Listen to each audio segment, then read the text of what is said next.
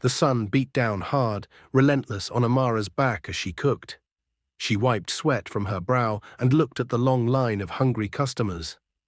The scent of fried plantain and steaming jollof rice was sweet and heavy in the air, a familiar good smell that covered the city's harsh exhaust. Her stall, Amara's kitchen, was small and fragile, made of rusted iron sheets and old planks. It just held her gas cooker and her large aluminum pots. Inside, by noon, it felt like a furnace, but Amara never complained. She moved with quick practice skill, serving rice onto plates, taking crumpled Nara notes, and giving a fast, honest smile to everyone. Amara was only 24, but she had lived a hard life. Her parents had died years ago, leaving her with only her own will to survive. Her single room nearby had no electricity or running water, only suffocating heat. But none of that sadness ever touched the food she served or the way she treated people. She had a simple saying she repeated when life got too heavy. "Crying won't bring food to my pot." It meant she refused to waste energy on sadness. Instead, she put that energy into others, often giving an extra piece of fish to a tired-looking market woman or an encouraging word to a student. She was generous, quiet, and kind, which was just how she was. "Amara, you look tired today," called Mama Femi, who sold peppers a few stalls over. Amara pushed a stray curl out of her face. "Mama, it's the heat. The sun just wants us to hurry up." She served a large plate quickly to a bikeman. "Ride safely, brother." The bikeman nodded, surprised by her attention, and rode off. Mama Femi shook her head. "You give away too much, child. That saying of yours is good for your spirit, but you must keep some for yourself. That man didn't even pay for that extra fish." "He looked like he needed it more than me," Amara said simply, counting her notes. The money stack was small, but enough for tomorrow's ingredients. "The customer is happy, Mama. That is the good part for today." She knew she was poor, but she also knew that a small kindness cost nothing, only a moment of attention. In a city where everything was a trade, Amara's kitchen was different. She ran a business, but she also provided a place of simple, honest comfort. As the afternoon slowed, she began cooking her last meal, steaming the bean pudding until it was firm. She always saved the best portions, not for a paying customer, but for the one man who never paid at all. The one man who was always there, silently waiting. A certain sound always came first, the steady, rhythmic tap-tap-tap of a worn white cane on the uneven ground. The sound brought with it a shift in the air, a quiet feeling that Amara knew well. This was the arrival of Baba Femi. Baba Femi was an old man, silent and covered in fine dust, like a moving part of the street itself. He was not dirty, just worn down by the constant sun and wind. His clothes were very thin and faded, and he wore dark, thick-framed glasses that hid his eyes. He never looked at the people walking by. He just used his cane to find his spot 20 feet from Amara's stall, set the cane gently down, and waited. He had a natural sense of worth that didn't fit his poor state. Most people ignored him, or worse, called him cruel names like Silent Ghost. They thought he was just another beggar, stuck forever on the roadside. But Baba Femi never reached out his hand or asked for money. Amara watched him come closer, a tiny, caring feeling rising in her chest. The line of customers was gone, and she was nearly out of rice. She checked the bean pudding. It was ready. She took a fresh, clean banana leaf, folded it into a plate shape, and put a generous amount of the pudding on it. She added a sprinkle of stew and a small piece of smoked chicken, a treat she rarely ate herself. Mama Femi saw her and shook her head. "Amara, that is your last chicken piece. Why not sell it?" "He needs the protein, Mama," Amara whispered. She walked up to Baba Femi softly. She knelt and placed the plate right into his waiting hands, guiding his fingers around the edges. "Baba," she said, her voice gentle, "a hot meal for you today. Please enjoy it." She didn't wait for him to reply, and he never spoke. He just nodded once, a quick dip of his chin. The way he accepted the food, sensing its warmth and placement without sight, showed he registered her kindness. He picked up his clean plastic fork and began to eat slowly, enjoying every bite. This happened every day for months. Amara gave the food and the quiet respect. Baba Femi accepted the gift with dignity. The food was always hot. given with no thought of payment or thanks. It was an honest moment between them. One day Amara only had plain rice left. She brought him the plate, looking sorry. Baba Femi sensed the simple plate, then nodded at her. He gave her a small, brief smile and ate the plain rice just as carefully as he ate the one with chicken. Amara felt good as she went back to her stall. That small, real thank you, given without words, was the only reward she ever needed. It proved to her that giving was not about getting, but about seeing the good in others. The sounds and movements of the street were a comfortable routine. Amara liked this routine because it was predictable. Her kindness to Baba Femi was a secret part of that routine. One Tuesday afternoon, the routine broke. Baba Femi was in his usual spot, eating a piece of yam and stew, his cane leaning against the wall. Amara was cleaning her counter. A large, expensive black car, moving silently, pulled up right across the road. It was long and shiny, totally out of place among the old taxis and buses. The car stopped. A man in a dark, neat suit stepped out of the driver's side. He was tall and looked successful, even in the heat. He didn't look like a customer. He walked over to Amara's stall. His eyes didn't look at the food first. They looked at the whole stall, the rusty metal, the worn pots, the clean space, before landing on Amara. "Good afternoon," he said. His voice was deep, smooth, and sounded important. "Good afternoon, sir," Amara said, feeling quickly aware of her patched apron. "What can I get for you?" "Rice and beans, please," he asked. Then, without waiting, he turned slightly. He looked straight at Baba Femi. The moment was quiet, but strong. Baba Femi, who was always focused on his food, suddenly stopped moving. The piece of yam stopped halfway to his mouth. He did not look up, but his stillness showed he knew he was being watched. The neat man's face showed nothing, but his eyes seemed to study the old man, taking in the dust, the dark glasses, and the quiet dignity of his posture. He watched carefully as Baba Femi used his fork to locate the remaining food. Amara quickly filled the plate, her hands shaking slightly from the strange feeling. This felt wrong. She gave the plate to the man, who took it without looking down, his eyes still on Baba Femi. "How much?" he asked. 800 naira, sir." He paid her with a thick stack of clean bills. He put the untouched plate down on her counter and nodded shortly. "Thank you," he said. Then he walked back to his black car, got in, and drove away as fast as he had come. He left the full plate of food and a sense of trouble behind him. Amara watched the car disappear, then looked at Baba Femi. The old man was slowly putting the piece of yam back onto his plate, his face still blank. The strange feeling was gone, replaced by a tense silence. Baba Femi started eating again, but his usual calm was broken. Amara worried. Who was that man? Why did he stare at Baba Femi? It felt like he was checking up on him, not just looking out of curiosity. She gave the untouched food to a nearby child, but the feeling that something bad was coming stayed with her. The next morning, Amara arrived at her stall before the sun came up. She started her fire, set up her pots, and waited for the normal city sounds to start. But one sound was missing. The day went on, the lines grew, and the pots emptied. Amara was too busy to truly worry, too focused on the rhythm of cooking. But as the afternoon heat peaked and things slowed down, her eyes kept going to Baba Femi's usual spot, the shady place beside the metal barrel. It was empty. She waited. She put the last piece of chicken aside, keeping it warm, just in case he showed up late. She waited until the sun went down, painting the sky dark orange and purple. The spot stayed empty. She heard no sign of the steady tap-tap-tap of his cane. On Wednesday, Amara began to feel real fear. She watched the street all day. She prepared a special plate anyway, rice, stew, and 3 big pieces of meat, and kept it covered. The plate was still full when she closed up. On Thursday, her fear turned into panic. Had the man in the black car harmed him? Baba Femi was weak and alone. Amara knew nothing about him, not his family, not his name. Her lack of knowledge felt like a heavy weight. "Mama Kemi," Amara asked, her hands tight. "Did you see Baba Femi, the old man with the cane?" Mama Kemi shrugged. "The dust man. No, he hasn't been here since Tuesday. He probably moved to another street. Those street people often move around." "He doesn't move," Amara insisted. "He always comes here. He has for months."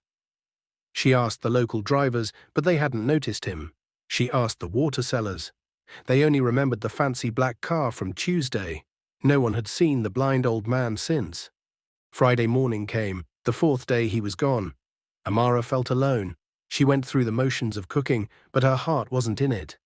She kept looking up, hoping to see him. The loss felt personal. She made herself a plain lunch, but she couldn't eat. She left her stall and walked down the alley, checking the side streets where homeless people slept. Nothing. She came back, defeated. She sat on her stool, feeling heavy. She started to think that the man in the black car, or something worse, had found him. Then a clean silver car pulled up near her. A man in a very neat uniform who looked like a professional driver walked toward her stall. He didn't look at her food. He looked only at Amara. "Amara?" he asked formally. "Yes, sir," she said, her stomach tightening with worry. The man handed her a small sealed envelope made of thick, expensive paper. "I was told to give this to you directly," the man said. "Please read it now." He did not wait for her to open it. He just returned to the silver car and drove away, leaving Amara trembling, the heavy paper cool in her hand. She stared at the address on the back. No name, only a gold stamp she didn't know. Finally, she broke the seal and pulled out a single sheet of cardstock. The message was short, typed clearly, and very strange. "Come to Greenhill Hotel by 4 p.m. Don't tell anyone. From a friend."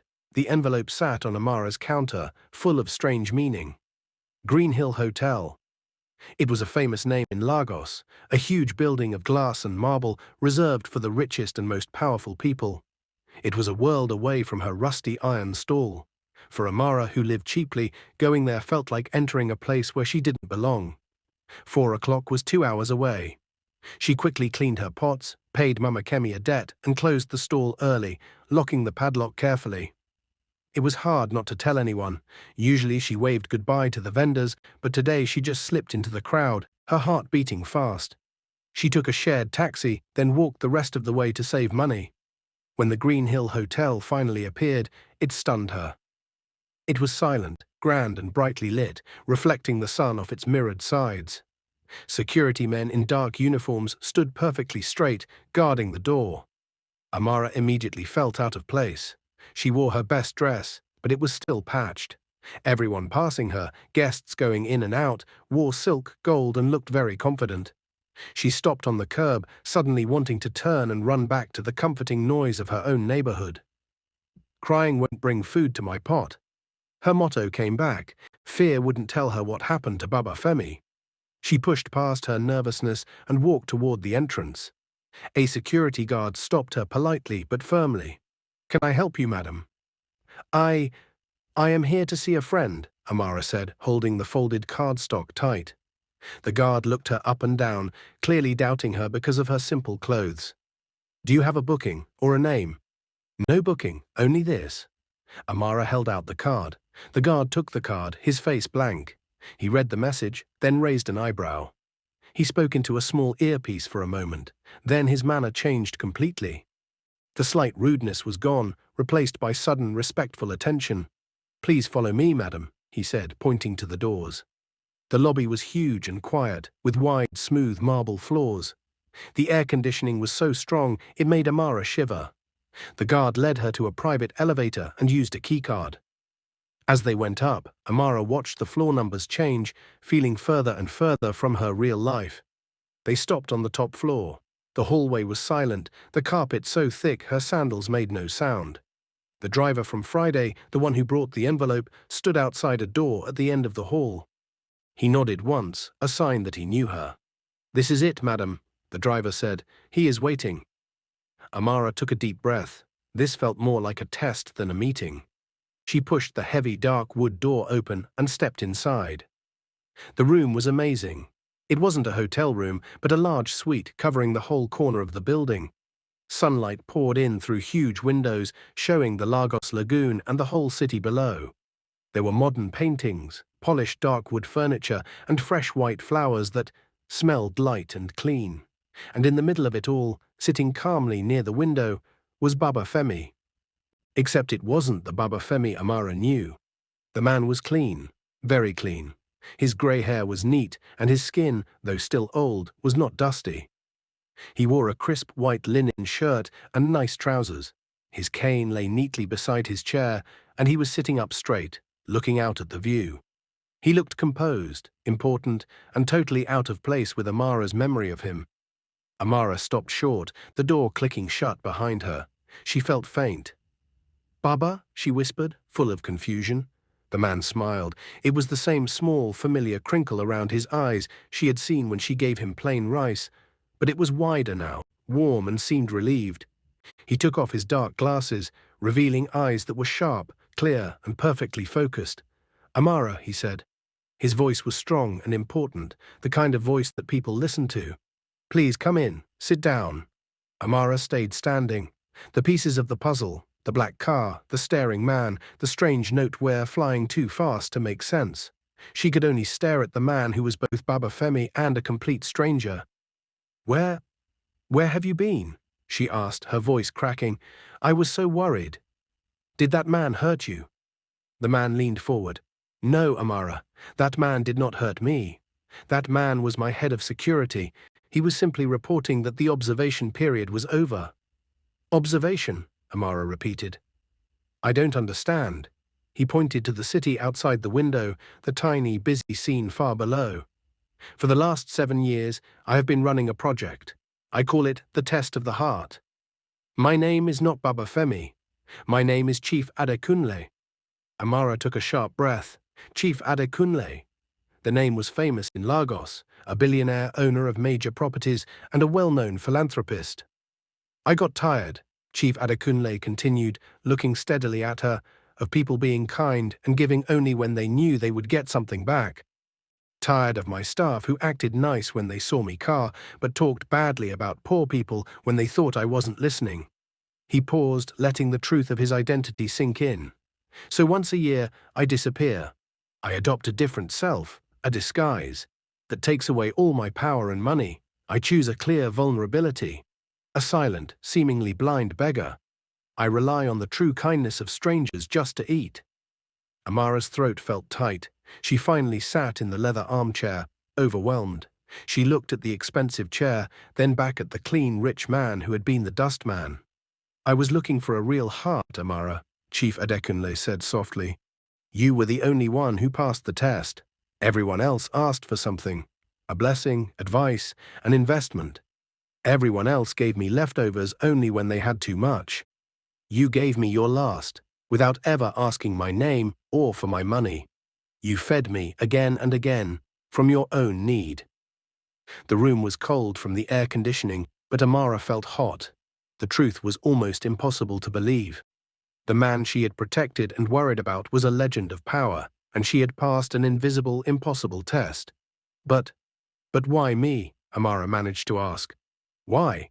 It was just food. It was just a plate of rice." "It was never just food," Chief Adekunle said firmly. "It was honesty. That piece of smoked chicken you gave me, even when you only had rice left for yourself, that showed me your spirit.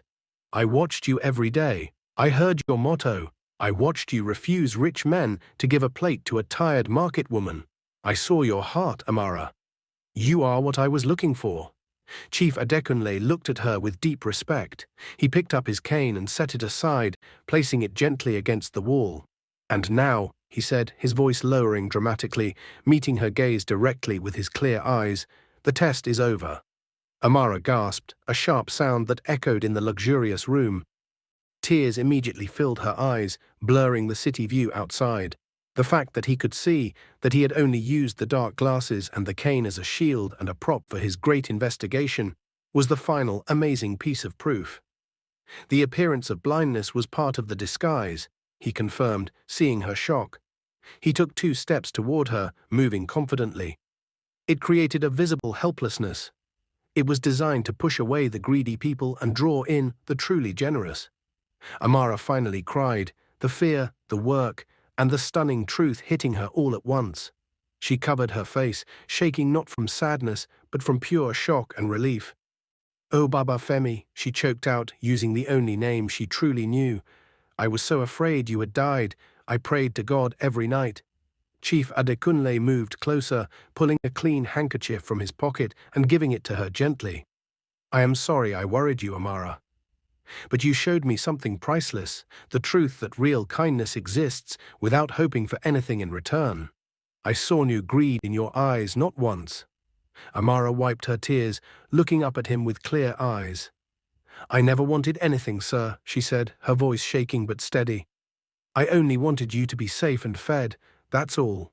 That, Chief Adekunle said, stepping back with a respectful nod, it's exactly why you are here.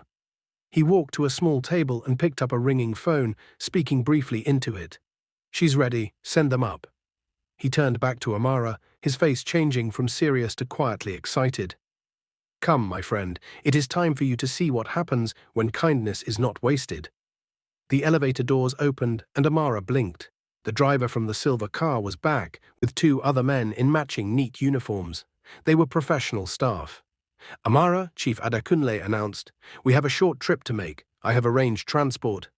He led her to the service exit, and they went down to the street level, but not to the curb. Instead, they were led through an underground garage where three identical shiny black SUVs were waiting, engines running quietly. It was a simple show of wealth and power. Chief Adekunle got into the middle vehicle. He waved Amara into the seat next to him. Buckle up, Amara, he instructed warmly. This is the chief's ride. It's a bit smoother than a shared taxi. The convoy pulled out onto the Lagos street, the three cars moving close together. Amara felt strange. Minutes ago, she was struggling to cross the street near her stall. Now she was riding through the city in dark, protected luxury, the city noise distant. She watched the familiar places flash past, the market where she bought peppers, the church where she prayed. Everything looked the same, but she was seeing it through the lens of this new, amazing reality. The city was suddenly a dramatic background to her incredible story. I've never been in a car like this, Amara admitted, touching the smooth leather seat. Chief Adekunle smiled. I know, it's a different world. But remember, Amara, the most important work, the real kindness, happens on the ground, in places like your stall, not in places like this car. Amara looked at him. The man next to her was Chief Adekunle, the billionaire, but the quiet, deep wisdom in his eyes was all Baba Femi. The drive was long, taking them away from the busy center toward a newer, more beautiful neighborhood she only knew from TV. She saw clean buildings, manicured grass, and working streetlights. She tried to guess what was happening. Was he offering her a job as his cook? Was he funding her stall? She couldn't grasp such grand possibilities. She settled on the idea of a large gift to buy a better stove. Finally, the convoy slowed. They turned into a freshly paved street, lined with modern architectural buildings. The SUVs parked neatly in front of the newest structure, a gleaming two-story building made of dark wood and large panes of glass. Chief Adekunle's driver opened Amara's door first. She stepped out, her sandals sinking slightly into the soft grass. She looked up at the building, which felt ready and waiting. At the front, hanging over the wide entrance, was a sign. Not a simple painted sign like the one on her stall, but a heavy, beautifully made sign, shining with real gold. The letters read, Amara's Place Home of Sweet Meals. Amara froze, reading the words again and again. She turned around, looking at Chief Adekunle, who stood beside her. Is that my name? She whispered, ready to cry again. It is. Chief Adekunle confirmed, his voice full of solemn pride. It is the name of the woman with the kindest heart in this city. Chief Adekunle walked past her toward the entrance of the restaurant, which was clearly designed as a large food space, not a single stall. The heavy, clear glass doors slid open by themselves. Welcome, Amara, he said, gesturing her inside. Welcome to your place. The inside was magnificent. It smelled new, of fresh paint and polished wood. The high ceiling had bright lights that gave a warm, professional glow. To the left, there was a spacious dining area with nice tables and comfortable chairs. To the right was the counter, a long granite surface behind which a new, amazing kitchen was visible. Amara walked slowly, her eyes wide, touching the cool, hard surfaces to make sure they were real. The kitchen alone was worth a fortune. There were stainless steel counters, industrial-sized cookers, huge fridges, and special equipment she didn't even recognize. And it was not empty. Several people, men and women in clean chef coats and service uniforms, were standing behind the counter, looking prepared. They watched Amara with polite interest.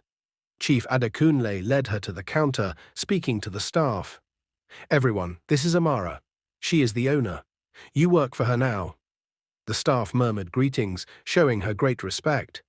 Amara could only stare at their professional faces, unable to believe that these trained people were now her employees.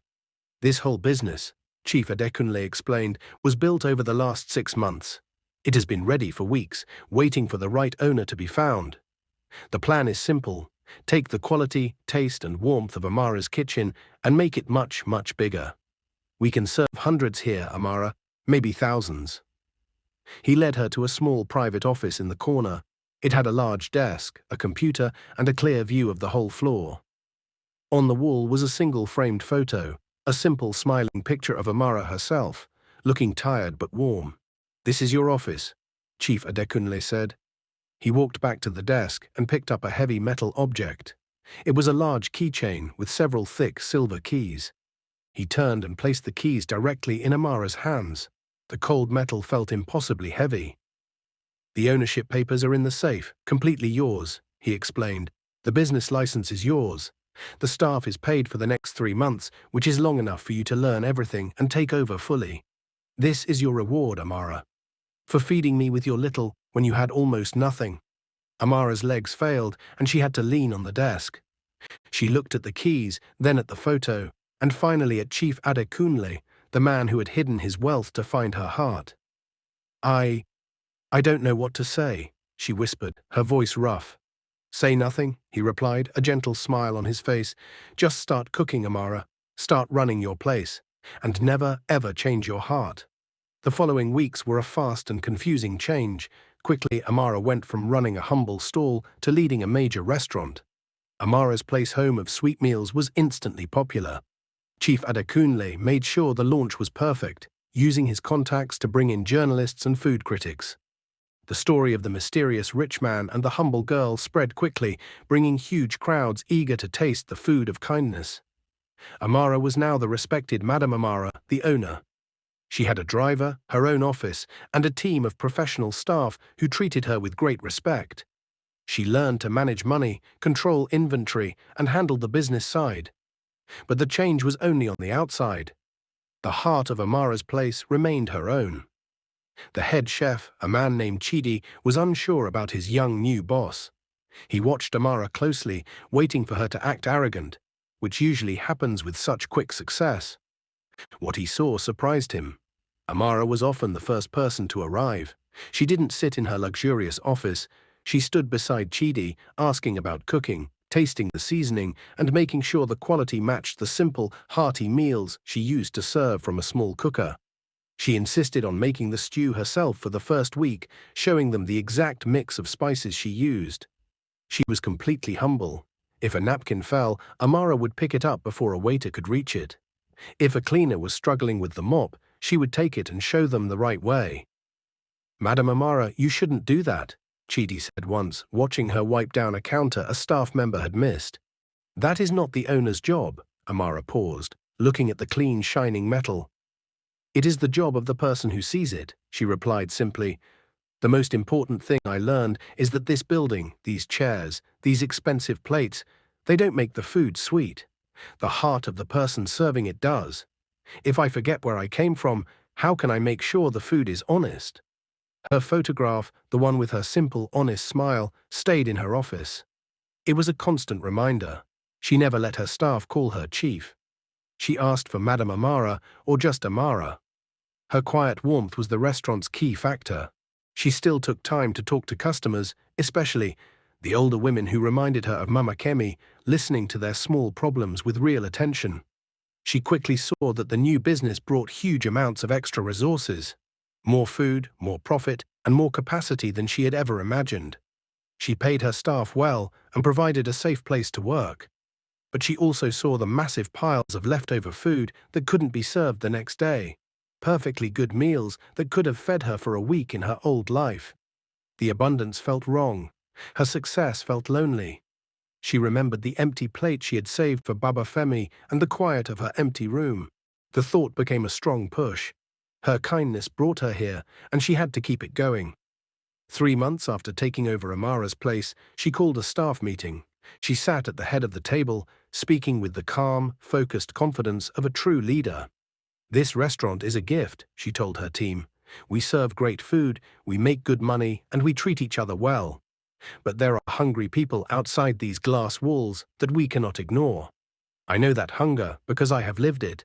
She announced a new weekly project, Amara's Food Love. "Every Tuesday, when the restaurant is closed for cleaning," she explained, "we will not be resting, we will be cooking. We will use the extra ingredients, we will use the skill of our kitchen, and we will prepare at least 1,000 hot, fresh, and good meals. And we will take them to the people who need them most." Her managers looked at each other. This was a costly, difficult task. Amara's plan was clear. She didn't want the hungry to come to her. She wanted her food to go to them. She bought 3 strong delivery vans, painted bright green and labeled simply Amara's Food Love. She put warming units inside and hired dedicated staff from her main kitchen, paying them extra for their time. The first day was busy, but deeply satisfying. Amara, wearing a simple shirt and jeans, was the leader. The vans, filled with huge pots of jollof rice and fish stew, rolled out into the city, past the rich neighborhoods and straight to the places Amara remembered best. They went under the long concrete bridges where families slept. They went to the edges of the noisy markets where workers waited for scarce jobs. They parked near bus stops, serving tired people who often skipped dinner because they couldn't pay for it yet. The reaction was immediate and huge. People used to cold or judged charity were met with the same warmth Amara had offered Baba Femi. Amara herself stood by the vans, serving the food. She didn't just hand over a plate, she looked each person in the eye, offering a warm greeting and an extra spoonful of stew if they looked especially thin. She insisted on the food being served very hot. She watched the thanks in their eyes, the simple relief of a real meal, and realized this was the true reason for Amara's place. The restaurant was the source, the food trucks were the way the kindness flowed. One afternoon, a reporter asked her, "Madam Amara, why do you do this? Your restaurant is a huge success. Why spend so much of your money and time on this difficult work?" Amara looked down at the grateful face of the old woman she was serving. She remembered the empty plate of Baba Femi, the worry in her heart, and the cold key in her hand. She stood up straight, looking directly at the camera. Her face was calm, the simple, honest statement ready on her lips. "Kindness brought me here," she said. "I was helped when I had nothing, without being asked any questions. Now I have plenty, so I must send kindness out again." The Amara's Food Love project became a known thing in Lagos. It wasn't just charity, it was a way of living. Chief Adekunle, watching from his distance, sent a letter to Amara, saying how proud he was that his test of the heart had not just helped one person, but had immediately started helping many others. Amara never forgot where she came from. She still visited the spot of her old kitchen, now used by a new vendor, offering quiet advice. She still visited Mama Kemi, bringing her the best ingredients from the new restaurant, but always paid for them fairly. Her life was completely different. She lived in a beautiful apartment and wore nice clothes instead of patched ones. But her core self remained the same. She now had the knowledge that her simple, strong belief that being good pays off was correct. This truth was shown every Tuesday on the bright green trucks of Amara's Food Love. It was written on every plate of food she gave away and every smile she offered. One evening, after closing Amara's place and checking the numbers, which were thriving, showing that being good and running a great business can happen at the same time, she sat in her quiet office. She looked at the framed photo of her past self and felt a deep sense of thanks, not just for Chief Adekunle, who had changed her life, but for the moral guide that had kept her going through poverty. Real kindness, she thought, was not a smart move to get ahead. It was a natural reaction to seeing someone else in pain. It was a refusal to keep what you could spare, even if it was your last item. It was the quiet action that never looked for anyone to see it or give a reward. Yet that very quietness, that lack of expectation, had made her visible to the right person. Kindness had not only helped her through her hardest years, but had also been the most valuable thing in the final test. Amara picked up her keys. She locked the glass doors of her successful restaurant, the gold sign shining in the night, a bright symbol of success she earned honestly. She knew now, without any doubt, that genuine kindness, offered quietly and without expecting anything back, was never wasted. It always returns in surprising ways, changing not just one life, but many. The best outcome was the positive change in the lives of others.